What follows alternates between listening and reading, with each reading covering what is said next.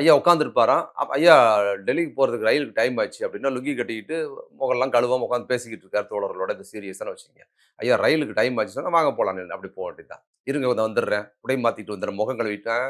என்ன இப்ப முகம் கழுவ அப்படியே போவாரு. அது ஒரு தன்மதிப்பு இல்லாத நீங்க துறவு வாழ்க்கைன்னு சொல்றாங்கல்ல. இப்படியெல்லாம் நீங்க துறவிய பார்க்கவே முடியாது. துறவி எல்லாம் லக்ஸரியா வாழ்ந்திருக்கிறாங்க. அவர் காலத்திலயும் சரி, இப்பவும் சரி. அவங்க கார்ல போறது, அதுல போறது, லக்ஸரியா வாழ்றது, அவங்களுக்கான லைஃப் ஸ்டைல்ன்னு ஒண்ணு இருக்கிறது. ரொம்ப லக்ஸரியா இருக்கிறாங்க. பெரியார் தான் ஒரு துறவு வாழ்க்கை மாரி. ஏன்னா தன்மதிப்பு இல்லாதவர்கள் தான் துறவு வாழ்க்கை வாழ முடியும். தன்னை பற்றி என்ன மத்தவங்க நினைக்கிறாங்க. அப்படிதான் கிளம்பி போனார். நான் ஒண்ணும் மிகைப்படுத்தி சொல்லல. நீங்க வந்து டெல்லியில வந்து அவர் வந்து ஜின்னாவை பார்க்கிறாரு.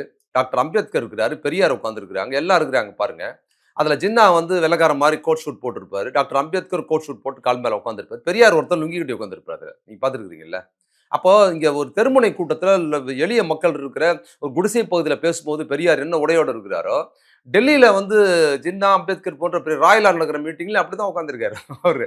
அவருக்கு தன் மதிப்பு கிடையாதுங்கிறதுனால அவர் லுங்கி அவர் ஒரு குறியீடா வச்சிருக்கிறாருன்னு வச்சுக்கங்க. அதுக்கு பிற்பாடு கலைஞர் நம்ம பல பகுதிகள்ல கலைஞர் வீடுகள்ல, வெளியில அவர் கைது பண்ணி கொண்டு போனாங்கல்ல ஜெயலலிதா. ஆமா. அப்ப லுங்கியோட தான் அப்ப இருந்தாரு. லுங்கியோட தான் மறியலே பண்றாரு. நீங்க பாத்தீங்கன்னா சிறைச்சாலை வாசல்ல வந்து அவங்க கனிமொழியும் கலைஞர் உட்கார்ந்திருக்கிற படத்த எடுத்து பாருங்க. லுங்கியோட தான் இருப்பாரு. அப்ப லுங்கி இன்னொன்னு ப ப ப ப ப ஒரு வீட்ல ஓய்வா இருக்கிற படத்த எடுத்தீங்கன்னா, இருங்க நான் வேற ட்ரெஸ் மாத்திக்கிட்டு வரேன்லாம் வந்ததில்ல. அதே லுங்கி அவர் லுங்கி கட்டுறத பார்த்தீங்கன்னா, நம்மள மாரி நேர்த்தியாலாம் கட்ட மாட்டார். நம்ம வீட்ல யாராவது வந்தா தான் லுங்கி கூட நம்ம நேர்த்தியா இப்போ நான் லுங்கி கட்டி தான் உட்காந்துருக்கேன். நேர்த்தியா கட்டிக்கிட்டு உட்காந்துருக்கேன்னு வச்சுக்கங்க.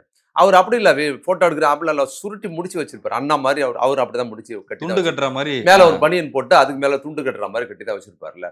இது இயல்பான எளிய மக்களோட உணர்வு அது.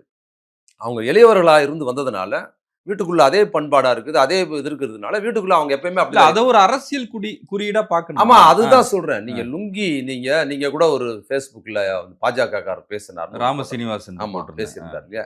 அப்ப அதுதானே நம்ம அதெல்லாம் பார்க்காம தான் மதமாற்றம் செய்கிற அங்கியை விட, தேசத்தை அழிக்க நினைக்கிற லுங்கியை விட, ஆமா, சங்கியா இருப்பது ஆமா. பெருமைன்னு பார்த்தீங்கன்னா, பேசியிருந்தாரு. அப்ப சங்கிகளுக்கு வந்து அந்த இதுதான் சொல்றேன். இந்த இந்த கண்ணோட தான் சொல்றேன். லுங்கிங்கிறது அவங்க இஸ்லாமிய குறியீடா போடுறாங்க. இந்த மரமட்டைகளுக்கு தெரியல.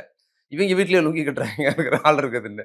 ராம சீனிவாசன் வீட்ல யாரும் லுங்கி கட்ட மாட்டாங்களா? அவங்களால ஒழிச்சு கட்ட போறாரா? இங்க ஆனா இஸ்லாமியர் விழாக்கள்ல அவங்க லுங்கி கட்டுறது, ஆமா. அது ஒரு அந்த அது மாரி ஒரு ஒரு பண்பாடா வழக்கம் இருக்கு. இருக்கிறதுனால சொல்றாங்க. ஆனா லுங்கி என்கிறது இங்க வந்து ஒரு பொது பழக்கம். எல்லா இந்துக்களும் மிக பெரும்பாலும் ஒப்பீட்டளவில் முஸ்லீமை விட அதிகமான இந்துக்கள் தான் லுங்கி கட்டுறாங்க. இப்ப இது மாரியான சங்கிகள் ஏன் வளர்ல அவைங்க?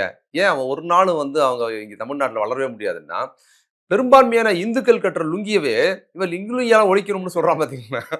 இந்த அங்க போய் பிரியாணி கடையில போய் உட்காந்துக்கிட்டு, ஹலால் பண்ணியா, ஜலால் பண்ணியான்னு கேட்கறது.